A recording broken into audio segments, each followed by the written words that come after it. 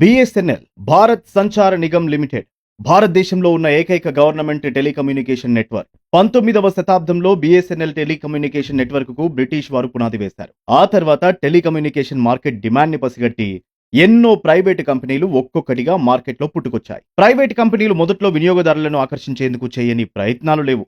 ఆ పోటీని తట్టుకుని మరీ అప్పట్లో ప్రభుత్వానికి లాభాలను తెచ్చిపెట్టిన బిఎస్ఎన్ఎల్ సంస్థ ఇప్పుడున్న పోటీని తట్టుకోలేక పూర్తిగా పతనమైపోయింది. ఎంతలా అంటే బిఎస్ఎన్ఎల్ అనే సంస్థ ఒకటి ఉందన్న విషయాన్ని కూడా చాలా మంది మర్చిపోయారు. అయితే బిఎస్ఎన్ఎల్ ఇంతలా వెనుకబడడానికి ఎన్నో కారణాలున్నాయి. అయితే ప్రైవేటు సంస్థల దోపిడీ ఇంతకింతకు పెరుగుతుండడంతో మళ్ళీ ఇప్పుడు చాలా మంది బిఎస్ఎన్ఎల్ వైపు తిరిగి చూస్తున్నారు.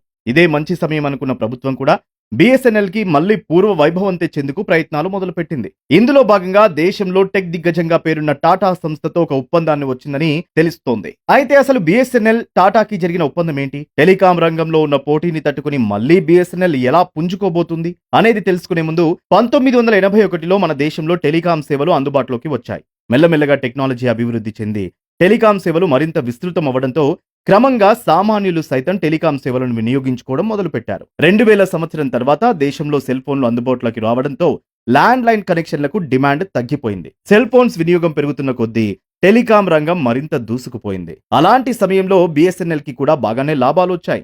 2001 నుంచి 2010 వరకు బిఎస్ఎన్ఎల్ 46,000 కోట్లకు పైగా ప్రభుత్వానికి ఆదాయాన్ని సంపాదించి పెట్టింది. అయితే బిఎస్ఎన్ఎల్ లో జరిగిన స్కామ్లు, ప్రైవేటు సంస్థలకు ధీటుగా టెక్నాలజీని ప్రభుత్వం డెవలప్ చేయకపోవడం, ఉద్యోగులకు భారీగా జీతాలు, సంస్థకు సొంత నిర్ణయాలు తీసుకునే వీలు లేకపోవడం, ప్రభుత్వం నుంచి సరైన ప్రోత్సాహం లేకపోవడం, ప్రైవేటు టెలికాం సంస్థలకు ప్రభుత్వం విచ్చలవిడిగా అనుమతులు ఇవ్వడం, ఇలా బిఎస్ఎన్ఎల్ పతనానికి చాలానే కారణాలున్నాయి. అయితే మొదట్లో వాయిస్ కాలింగ్ కి మాత్రమే పరిమితమైన టెలికాం సర్వీసులో మొబైల్ ఫోన్ వచ్చాక ఇంటర్నెట్ సేవలు కూడా తోడవడంతో వినియోగదారులు ప్రైవేటు సంస్థల ఆఫర్ల వైపు ఎక్కువగా మొగ్గు చూపడం మొదలుపెట్టారు. అదే అదునుగా 2015లో టెలికాం రంగంలోకి జియో అడుగుపెట్టింది.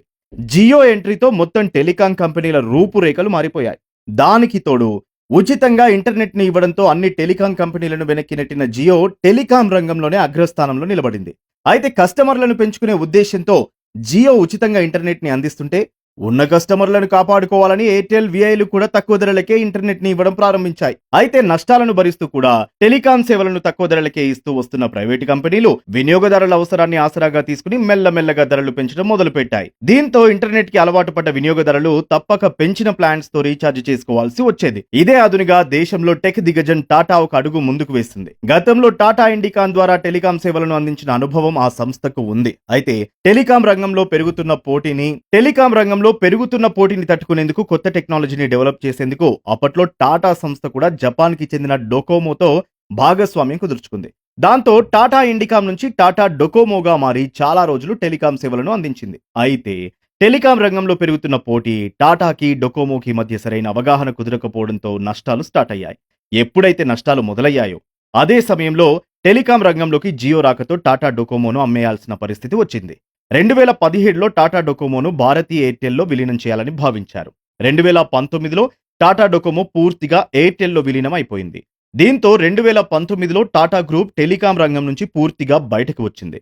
ఇక తాజాగా టాటా గ్రూప్ మరోసారి టెలికాం రంగంలోకి ఎంట్రీ ఇస్తుందన్న వార్తలు బలంగా వినిపిస్తున్నాయి. అయితే దీనికి సంబంధించి టాటా గ్రూప్ కి చెందిన టాటా కన్సల్టెన్సీ సర్వీసెస్ కి బిఎస్ఎన్ఎల్ కి మధ్య 15,000 కోట్ల రూపాయల ఒప్పందం కుదిరినట్టు టాక్ నడుస్తోంది. అయితే ఈ ఒప్పందం విషయానికి వస్తే టెలికాం రంగంలో ఇప్పుడున్న 3 పెద్ద ప్రైవేట్ కంపెనీలు క్రమంగా రీఛార్జ్ ఛార్జీలను పెంచుతుండటంతో సామాన్యులు ఇబ్బందులు పడుతున్నారని, ఇన్నాళ్లు ప్రైవేట్ టెలికాం కంపెనీల నుంచి పోటీ తట్టుకోలేక వెనుకబడ్డ బిఎస్ఎన్ఎల్ ని కాపాడి మరోసారి సామాన్యులకు అందుబాటులోకి రీఛార్జ్ ప్లాన్స్ ని తీసుకురావాలని ప్రభుత్వం యోచిస్తోంది. అయితే ఇన్ని రోజులు 3G సేవలను మాత్రమే అందిస్తూ వచ్చిన బిఎస్ఎన్ఎల్ 4G అప్గ్రేడ్ అయ్యేందుకు ప్రభుత్వం నుంచి అనుమతి రావడంతో దేశవ్యాప్తంగా ఇప్పటికే 9,000 4G టవర్లను నిర్మిస్తుంది. అంతేకాదు పూర్తి స్థాయిలో 4G సేవలను అందించే లక్ష్యంతో తేజస్ నెట్వర్క్స్ మరియు ఇండియన్ టెలిఫోన్ ఇండస్ట్రీస్ లిమిటెడ్ సంస్థలతో 19,000 కోట్లకు ఒప్పందం కూడా కుదుర్చుకుంది. అయితే ఈ ఒప్పందంలో తేజస్ నెట్వర్క్స్ మరియు ఇండియన్ టెలిఫోన్ ఇండస్ట్రీస్ లిమిటెడ్ 2 సంస్థలు మొబైల్ నెట్వర్క్ యొక్క end to end planning, design, installation, commission and optimisation ఇలా పూర్తి స్థాయిలో బిఎస్ఎన్ఎల్ BSNL కి కావాల్సిన సాఫ్ట్వేర్ మరియు హార్డ్వేర్ తో పాటు సర్వీస్ కూడా ఇవ్వాల్సి ఉంటుంది. 19,000 కోట్ల మొత్తంలో 20% పనులు ఇండియన్ టెలిఫోన్ ఇండస్ట్రీస్ లిమిటెడ్ సంస్థ చూసుకోనుండగా మిగిలిన 80% పనులు తేజస్ నెట్వర్క్స్ చూసుకోనుంది. బెంగళూరుకు చెందిన ఈ తేజస్ నెట్వర్క్స్ లో టాటా సంస్థదే మెజారిటీ వాటా ఉంది. కాబట్టి ఒక రకంగా తేజస్ నెట్వర్క్స్ ద్వారా ఈ ఒప్పందంలో టాటా కన్సల్టెన్సీ సర్వీసెస్ ఇన్వాల్వ్ అయింది. టాటా సంస్థకు చెందిన Tata consultancy services centre for development of telematics సహకారంతో దేశవ్యాప్తంగా 4 భారీ డేటా సెంటర్లను నిర్మిస్తుంది. వీటి ద్వారా BSNL తన కస్టమర్లకు 4G సేవలను అందించబోతోంది. అంతేకాదు భవిష్యత్తులో 5G సేవలకు అప్గ్రేడ్ చేసుకునేందుకు వీలుగా ఈ డేటా సెంటర్లను నిర్మిస్తున్నారు. ఇందుకు గాను 15,000 కోట్లకు ఒప్పందం కుదుర్చుకుంది. టాటా కన్సల్టెన్సీ సర్వీసెస్ నిర్మించే డేటా సెంటర్లు BSNL కోసమే అయినా ఒప్పందం మాత్రం BSNL కి టాటా కన్సల్టెన్సీ సర్వీసెస్ కి మధ్య జరగలేదనే చెప్పాలి. అయితే ఈ ఒప్పందాలను పక్కన పెడితే ఇప్పుడిప్పుడే ప్రైవేటు టెలికాం కంపెనీలు ఛార్జీలను పెంచడం ప్రారంభించాయి.